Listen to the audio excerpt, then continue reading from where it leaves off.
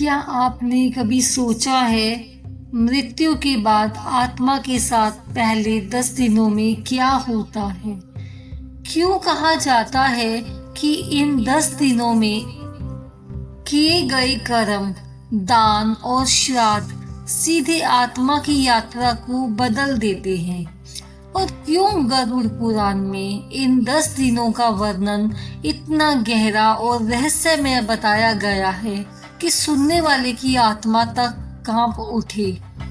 आज का यह भक्ति प्रसंग आपको जन्म मृत्यु के उस सत्य से मिलवाएगा जिसे जानना हर मनुष्य के लिए बहुत आवश्यक है। तो अंत तक अवश्य सुनिए। हे प्रभु, हे अनंत करुणा के सागर, आज हम उस सत्य के सामने खड़े हैं जिससे कोई भी जीव बच नहीं सकता। राम राम प्रिय भक्तों, भक्ति बीट्स में आपका स्वागत है। भक्तों, आज का विषय है गरुड़ पुराण में 10 दिनों की यात्रा। प्रिय भक्तों, इस कथा को सुनने के लिए हमारे चैनल को सब्सक्राइब करें और इस कथा के अंत तक बने रहें। भक्तों, मृत्यु एक ऐसा शब्द है जिसे सुनते ही मन डर जाता है, परंतु शास्त्र कहते हैं मृत्यु अंत नहीं है बल्कि एक नई यात्रा का प्रारंभ है।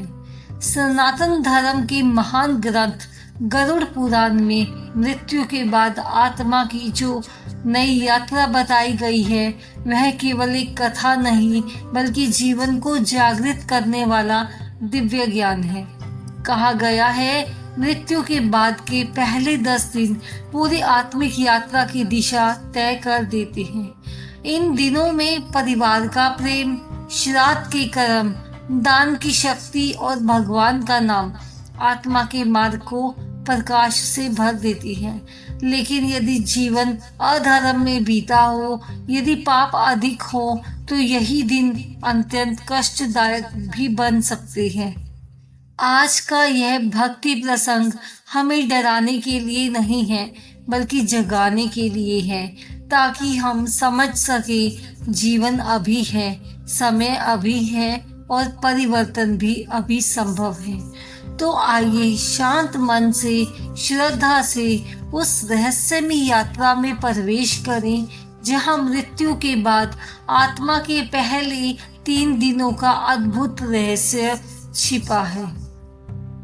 भक्तों, जब शरीर की अंतिम सांस रुकती है, जब धड़कन शांत हो जाती है, जब लोग कहते हैं अब यह नहीं रहा, उसी क्षण एक अदृश्य सत्य जन्म ले लेता है। आत्मा शरीर से अलग हो जाती है, परंतु आश्चर्य की बात यह है आत्मा तुरंत कहीं दूर नहीं जाती। वह कुछ समय तक अपने ही शरीर के पास रहती है। वह सब देखती है, रोते हुए अपने प्रियजन, घबराए हुए अपने प्रियजन और अपने जीवन की अंतिम झलक। परंतु सबसे बड़ा दुख क्या है कि वह बोल नहीं सकती, छू नहीं सकती, अपने अस्तित्व का प्रमाण नहीं दे सकती। यहीं से उसे अपने कर्म याद आने लगते हैं, जीवन में बोले गए शब्द याद आने लगते हैं, किए गए अच्छे कर्म भी याद आते हैं और किए गए पाप भी याद आने लगते हैं। यदि जीवन में भक्ति थी तो उसका मन शांत हो जाता है, यदि केवल मोह था तो मन व्याकुल हो जाता है। यही पहला क्षण ही आत्मा को सच्चाई का बोध करा देता है, अब लौटना संभव नहीं है। भक्तों, मृत्यु के बाद के पहले 3 दिन आत्मा के लिए अत्यंत महत्वपूर्ण माने गए हैं। इन दिनों में आत्मा एक सूक्ष्म शरीर में रहती है जिसे भूख प्यास का अनुभव होता है। यही कारण है कि शास्त्रों में पिंडदान और तर्पण का इतना महत्व बताया गया है। जब परिवार श्रद्धा से जल अर्पित करता है, जब मंत्रों का उच्चारण होता है, जब नाम केवल तर्पण के लिए किया जाता है, तो वह केवल एक कर्म कांड नहीं होता बल्कि यह अर्पण सीधे आत्मा तक पहुंचता है। आत्मा को अनुभव होता है कि मैं अकेली नहीं हूँ, मेरे अपने मुझे याद कर रहे हैं। परंतु जहाँ यह श्रद्धा नहीं होती, जहाँ केवल औपचारिकता होती है, वहाँ आत्मा अत्यंत दुखी हो जाती है। पहले 3 दिन दरअसल प्रतीक्षा के दिन होते हैं। आत्मा प्रतीक्षा करती है प्रेम की, श्रद्धा की और भगवान के नाम की। तीसरे दिन के बाद आत्मा को धीरे धीरे एक गहरा सत्य समझ आने लगता है। अब उसे स्पष्ट होने लगता है, यह संसार छूट चुका है, यह शरीर अब मेरा नहीं है, अब मुझे आगे बढ़ना होगा। यहीं से मन में 2 भाव जन्म लेते हैं। पहला, शांति। यदि जीवन में दान, सेवा, भक्ति, सत्य और करुणा थी, तो आत्मा को एक दिव्य दृश्य का, प्रकाश का अनुभव होने लगता है, जैसे कोई अदृश्य शक्ति उसे संभाल रही हो। दूसरा आता है भय। यदि जीवन केवल स्वार्थ, क्रोध और पाप में बीता हो, तो आत्मा को अंधकार, अकेलापन और अजीब सी घबराहट घेर लेती है। यही वह क्षण है जहां आत्मा पहली बार समझती है जीवन कितना अमूल्य था और मैंने उसे कैसे बिताया। इसीलिए शास्त्र कहते हैं, जीवन का हर क्षण पुण्य कमाने का अवसर है, क्योंकि मृत्यु के बाद पश्चाताप तो होता ही है, पर अवसर नहीं मिलता। तीसरे दिन के बाद आत्मा धीरे धीरे उस स्थान से दूर ले जाई जाने वाली लगती है, जिसे वह अपना घर समझती थी।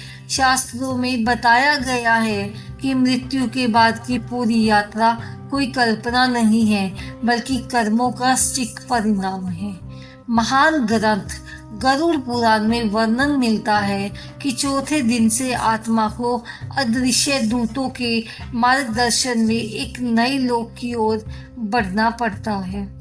यदि जीवन में सत्कर्म अधिक हो तो मार्ग हल्का, शांत और प्रकाशमय लगता है, लेकिन यदि पाप भारी हो तो वही मार्ग कांटों, अंधकार और भय से भरा अनुभव होता है।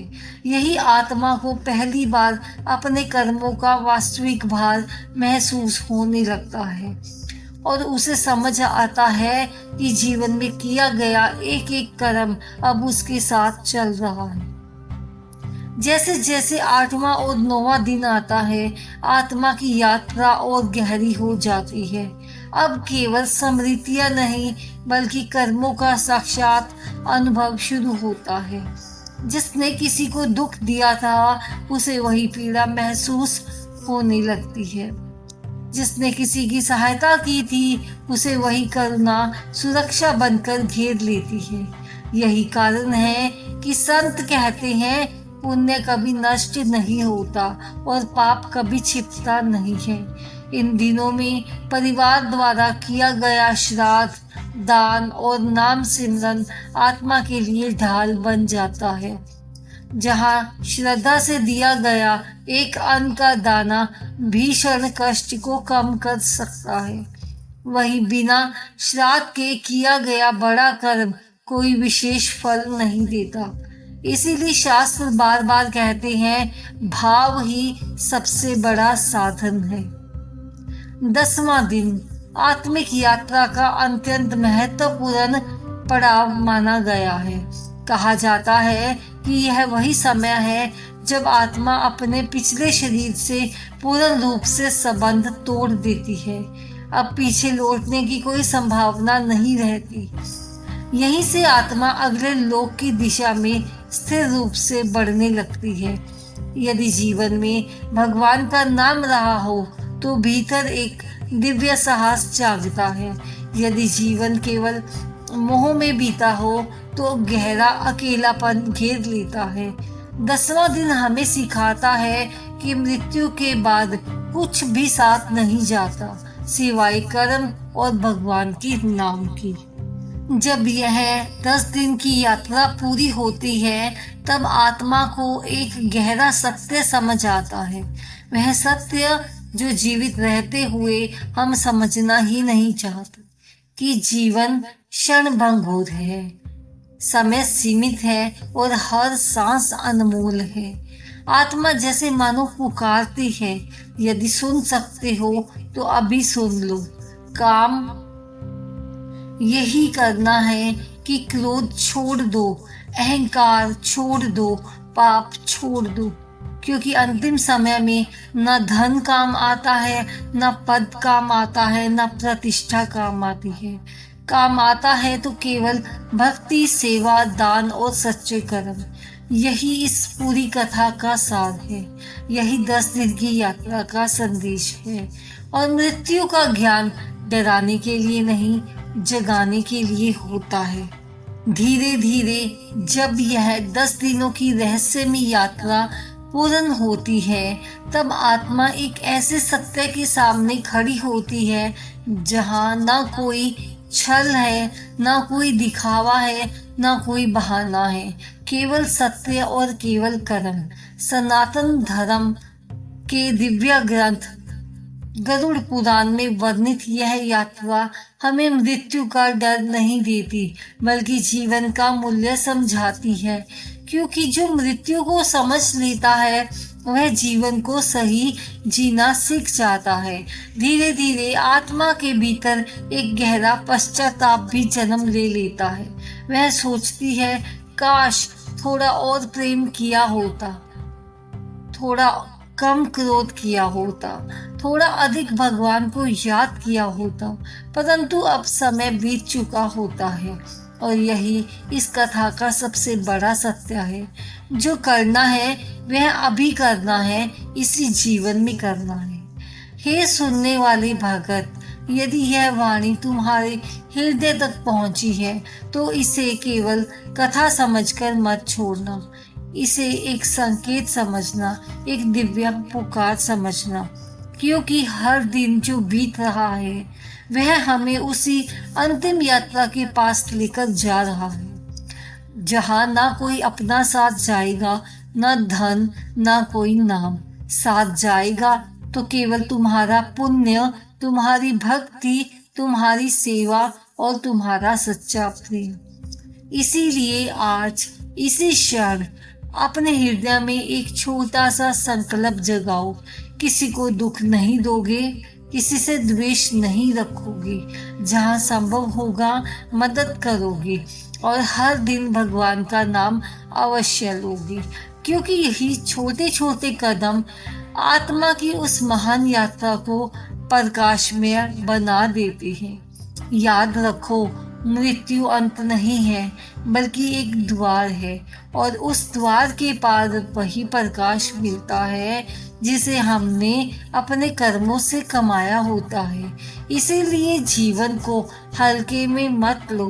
हर सांस को पूजा बना दो, हर कर्म को साधना बना दो, हर दिन को भगवान को समर्पित कर दो। तभी यह जीवन सफल होगा, तभी यह अंतिम यात्रा सरल होगी। भक्तों, यदि यह कथा आपके हृदय को छू गई हो तो इसे केवल सुनकर मत जाइए। आज ही किसी एक अच्छे कर्म की शुरुआत कीजिए। किसी भूखे को अन्न दीजिए, किसी दुखी को सांत्वना दीजिए और एक बार प्रेम से भगवान का नाम लीजिए। शायद यही छोटा सा कदम आपकी आत्मा की अनंत यात्रा को बदल दे। इसी प्रार्थना के साथ, इसी शुभ भावना के साथ हम इस दिव्य प्रसंग को यहीं विराम देते हैं। भगवान आपको सत्य का मार्ग दिखाए, आपके जीवन को शांति से भर दे और आपकी आत्मा को सदैव प्रकाश की ओर ले जाए। जय श्री हरि। कथा को लाइक, शेयर और कमेंट में जय श्री राम लिखना मत भूलना। मिलते हैं एक नई कथा के साथ। तब तक के लिए जय श्री विष्णु, जय श्री हरि। धन्यवाद भक्तों, आपका दिन मंगलमय हो।